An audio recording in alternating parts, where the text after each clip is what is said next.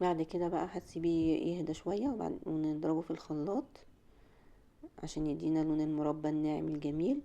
وهنعبيه بقى في البرطمان طبعا مغسول كويس ومتعقم، وهتنزلي فيه بقى المربى كده.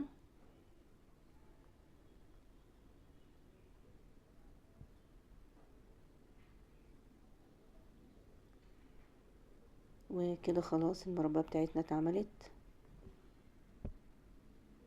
لونها تحفة جدا، لونها جميل وبجد حلوة قوي، هتعجبكم ان شاء الله. ياريت تجربوها وتستغلوا موسم الجزر. اليومين دول الجزر رخيص ومتوفر جدا في السوق، حلوة قوي في السندوتشات للمدارس، وممكن تستعمليها في الكيكة بتاعة الباستا فلورا، هي بتحتاج مربى كتير. والكيلو عملي البرطمان اللي انتوا شايفينه ده والطبق ده